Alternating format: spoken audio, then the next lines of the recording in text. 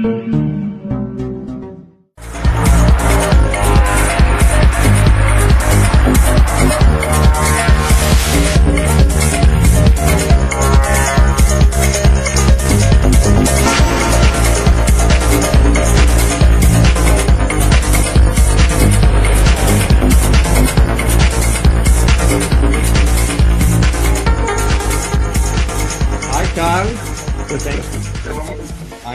Dori from Night&Day.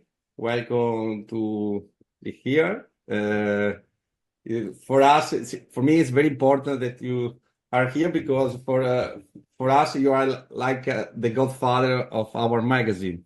Right. I don't know if you know that you was the first male DJ or male person in the cover because you some years ago you asked us to be part of the magazine on the cover, and this was the first cover we did together. Yeah, wow. A lot of time. 1, 2, 3, 4, and now 5. And this one. Or that one. Amazing. You are engaged in the new project of Space Riccione. And the first question is, after the closing of Space Ibiza on 2nd October 2016, no, yeah, 16, yes? Yeah, yeah. To open Space Riccione on June 2nd, 2024. Yes. Yeah, so I mean, out of any individual DJ, I was probably the only one to solely have my own input to Space's success based on the Tuesday night that I used to have there, which was created from a nothing night. It wasn't like I came in on a night and it was already happening and then I turned it into something. There was nothing happening on Tuesdays at that club, and we created everything for it to be such a success for 16 years straight. And it wasn't like for 16 years I just did the main floor and that's it. I curated all the floors, and also I played on the terrace first and then played inside. So you always got 2 sets from me. You had a 2-hour set playing house music or classic or the flavor of which the beginning of the night, which it would be. And then after the one of the main DJs that would go on before me, we are inside the discotheque from 12 until 3, and then I every week for 16 years took it from 3 until 7, 8 o'clock in the morning after the main DJ. So you know, I always see them as the main DJ because they would actually play main slot. 12 till 3 was always a main slot. 3 till 5 or till 7, sorry, was always harder because you had to keep the people interested after they'd just seen their star DJ. So whether that's he or she. So it was always a challenge to keep that night above its average night out at that club, and that was the challenge, you know, for years and years. And also, I played Space 4 years before that, just doing the opening parties and the closing parties. And when the terrace was really going along, I would also play for We Love Sundays at Space as well. So I was very much an integral part of what Space's ethos is about, what it meant to a lot of people, what it meant to me to be going there for so many years, and to see the club to its very end of 2016, where it absolutely closed. And I was one of the DJs to close that club completely. So it was a very sad day, if you can imagine, to have something so long and then not to have it at all now. And not to be able to come back in any way to show what Space meant to a lot of people on that island, which is still to this day that people are still missing something in Ibiza because space isn't there. But now we're going into the future of where we're heading with what we're doing now with the now generation DJs, their sound, what they're doing with everything by what we've done is leaving the legacy of what we've created. And now the now generation are taking that ball and they're running with it. It's changed the sound and the ethos and everything that happens in Ibiza forever. So it's hard to live in the past of what it used to be like, because we're now living in the future of where we're heading to. So, Pepe and Juan Arenas have decided that they wanted to create something unique and very special in Riccione. So in Italy. Mm-hmm. So I think it was natural to do this because one of Space's success was because of the Italian crowd, the Italian ravers.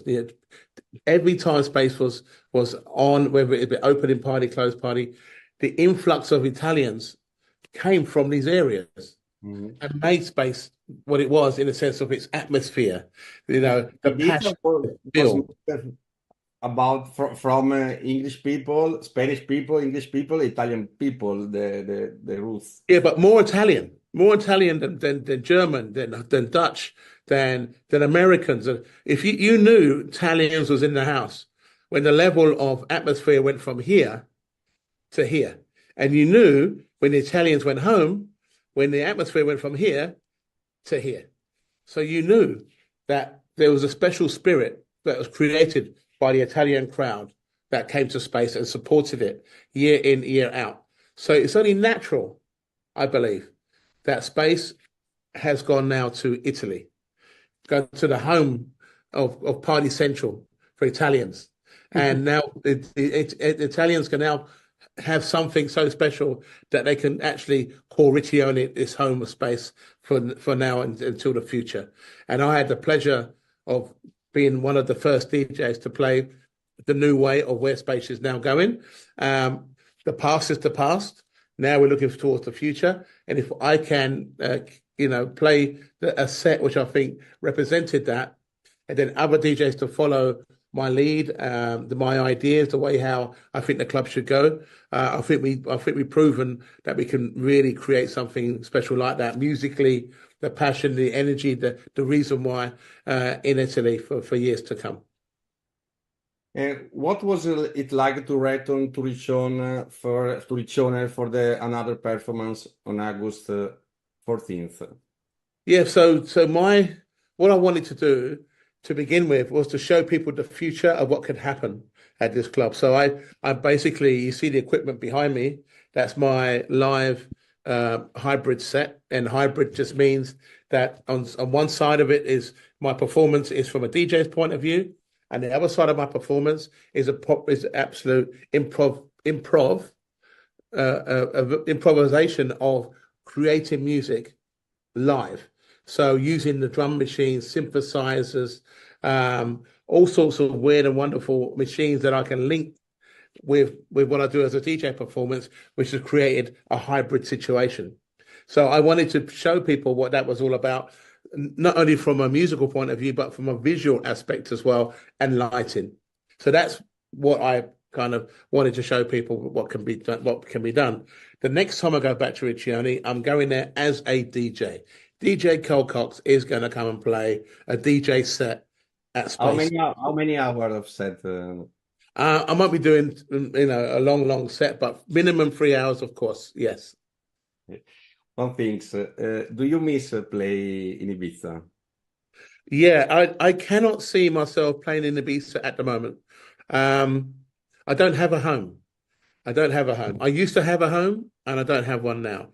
I can play Ibiza if I choose to do that, but the feeling is not the same. Me playing in Amnesia or playing in Pacha or Destinos or in any of the clubs, I can play, but it just be because people like to see me there. But I would want to be there for the right reasons. And if I did come back to Ibiza, the only way that I would come back is if I was able to do a free party. It's the only way I'll come back. because I want to give back to the island. You know, I don't want to play at a club where, you know, the drinks then start to go up in prices. The door, how much you pay to get in will go up. The place is packed like sardines. It's not my way. I don't want people to see me in this ideal. I want people to see me open air, free, like they do at the ports. They do a port every year. I think Frankie Wah played the port this year, did a fantastic job. Everyone was really happy. That's what I want to do. So that's the only way, really, I'm going to come back to Ibiza. And if I do come back to Ibiza, I'll be on holiday to see some friends, eat some food, watch the sunset, maybe to watch the sunrise. That's it. I love Ibiza. I miss it so much. I was going every single year since 1985, and the only thing that stopped me from going back was the pandemic. I So remember when you told me that you start with your panda sleeping for the first gigs in, yeah, in it's San all Antonio. true. Yeah, from San Antonio. I had a Fiat Panda with me and my sister and my girlfriend at the time. We stayed in the car for 2 days. It was very hot. You know, it was like, what am I doing? I'm sure. You can imagine there's a sun in the car. I was like, oh, And Jesus. the Panda is not very big car, no? It's No, not at all. You know, the back seat used to go down and turn into a mini hammock. A very funny car, but it was how I did it, and I'll never forget those days. What it's like for me in the beginning. After we can talk about cars, because they are your passions, no? But I Yes. want to back about your home space, no? How was your relationship with Pepe Rosselló influenced your journey and career in the music industry? Well, Pepe is a very passionate, very thoughtful. He has a heart of gold. He cares about people. He really understands the music. He loves the music, keeps him young. He was always the most professional host. When you come to his house, he treats you like family. You know, not just from me. You ask anybody what Pepe is like. He has great stories to tell you from his, past experiences of night clubbing and places around the world that he's visited. Um, I mean, Pepe, he saw something in me like he never saw it with anyone else. And still today, he feels like that. Um, and which is amazing because, I mean, I am who I am as a person. I don't look to be kind of accepted based on, a hit record or I'm just a popular guy. You know, I'm a person that understands what it's like to be in life as much as Pepe does, and even though he's older than me. But we had a really great understanding and synergy of how we could make things work for us both. And he could have chosen any other DJ to be have such a strong, friendly bond between each other. He's almost like my surrogate father in that way. He treats me as a son, and I treat him like a father. And this is an amazing bond to have from two people from completely different walks of life that's come together to be able to celebrate the idea of what we love about music and how the music reaches out to people to make people feel happy with themselves. And Space was a perfect playground for me and Pepe. So when I was asked to do my residency on a Tuesday, it was Pepe that believed in my ability to make that a success. And that was fantastic to be able to have that opportunity like no other person ever gave me that opportunity. And Pepe did. He believed in me and what I could do over anyone else that we care to mention. And that feeling still feels the same when I played at Riccione. Pepe was there. He made a speech in Italian, and then he presented me in his way, and he felt so proud about that. He speaks very good Italian. I was It very was very good. Yeah, I was very, very impressed on his Italian, and the people there really was respectful by his words. And I don't see any promoter doing that.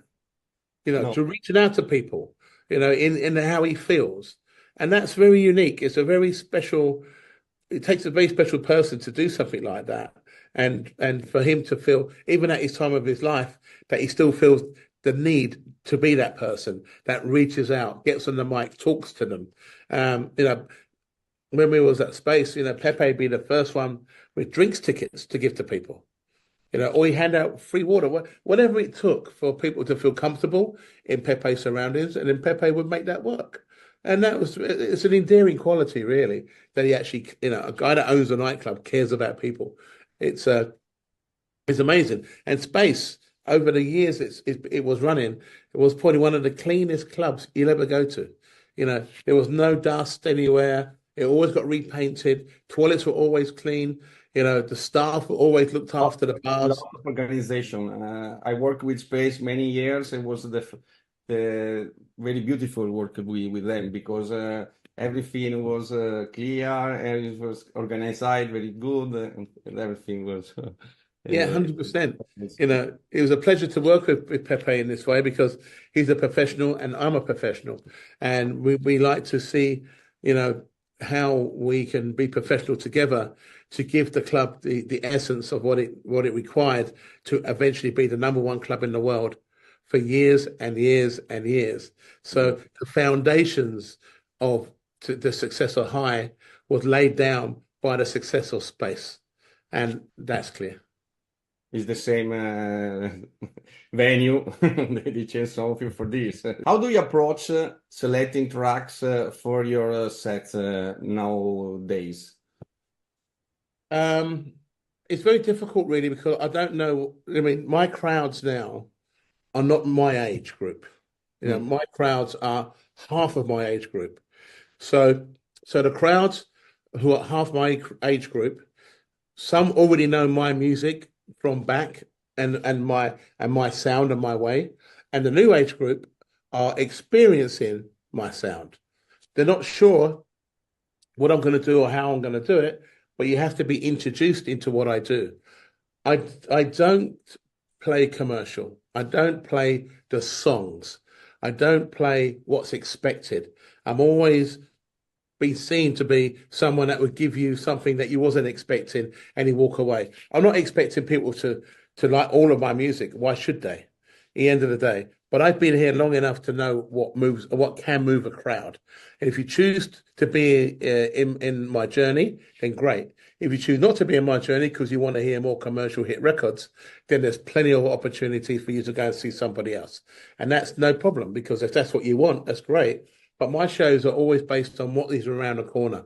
It has always been like that and always will. So I don't really have a set way of what's going to happen on the night. All I know is that I have all abundance of music and sounds that I can create. And within that music and sounds that you get the party of which I believe that you should deserve, where if I just play commercial hit records and that then it makes me no different from anyone else that's doing that. So, and it'd just be a treadmill. And I don't want to be on a treadmill. I want to be able to represent my music and who I am and myself. I want to be able to play you future music or music that you might not be into today, but in 2 or 3 more or 4 months' time, you will understand why I played that record in the first place because it's great. And this was always been the ethos of being a DJ, playing records you don't know. But eventually, my ears tell me that this record is a great record. And in years to come or in months to come, you'll see that as a great record. And then you'll understand why I played it in the first place. So I'm always having this tate of what's going to happen. And it's a wonderful thing to be challenged with that. At the moment, a lot of DJs don't want to be challenged by it. They just want to play a hit record or a hit mashup, get the instant adulation, and then basically get booked again on that premise.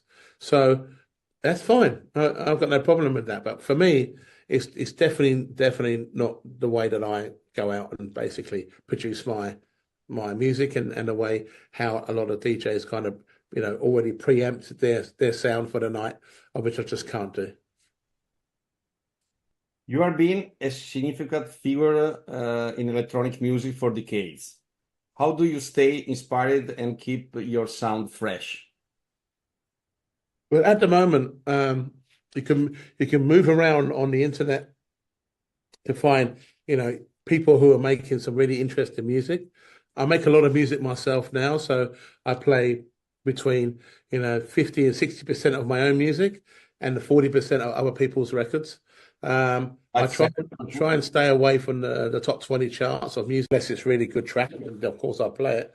Um, but I think keeping myself relevant is also based on that I'm still here based on who I am as a DJ and a recording artist and understanding what the now generation would like to hear. So I cross myself between, having my music selected for the new school as well as the old school, because the old school sound is still sounding good today, even though it was 35 years before.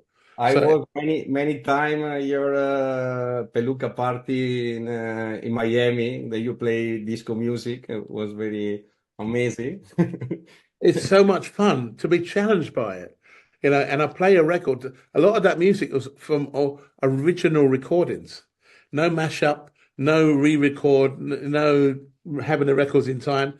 I'm playing those records as when they came out, and I used to play them like that anyway. Put no heavy mixing, just kind of like one or two beats, and then boom into the next track, and to keep the party going like this.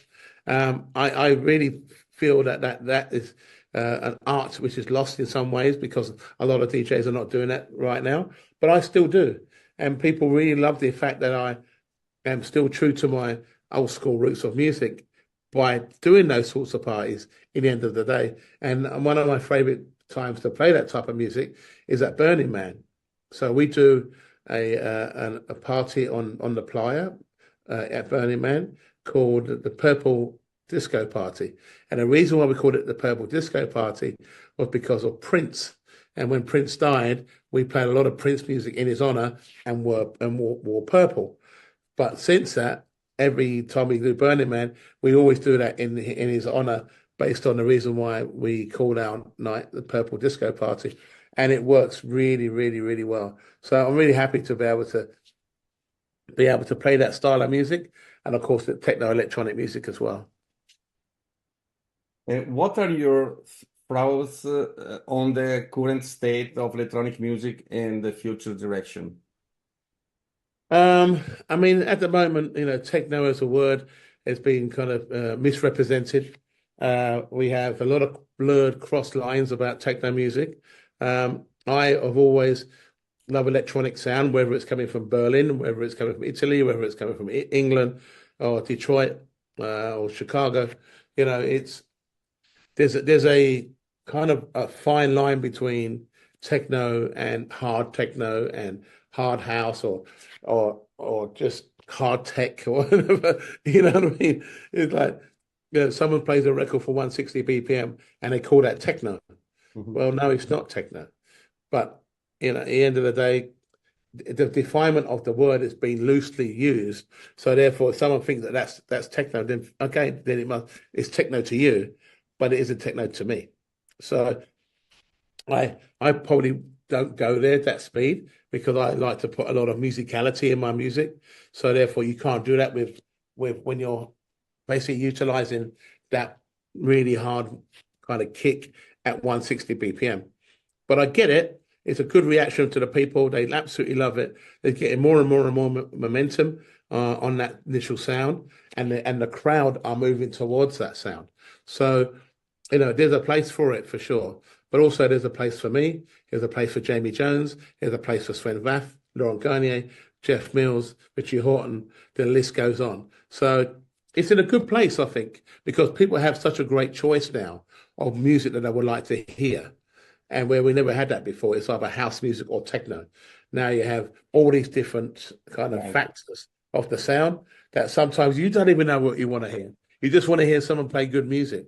And if that means it's techno, dubstep, jungle, drum and bass, or hard tech, it's all there to be had. So, and the people will follow you. So don't be scared by just staying into one genre and just one BPM. You can actually move around your whole sound, for people to really enjoy it. I think David Guetta, as commercial as he is, has been enjoying the fact that he can actually play drum and bass in his sets, which is great. Some drum and bass people are going to hate that.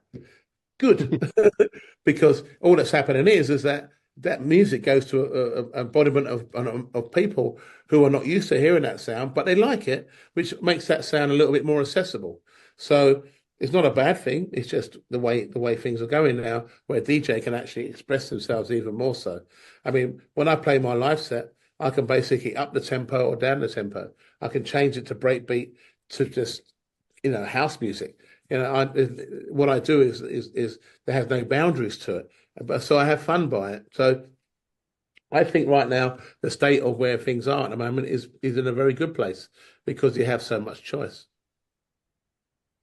Beside the music, we know you have a passion for cars and motors, no?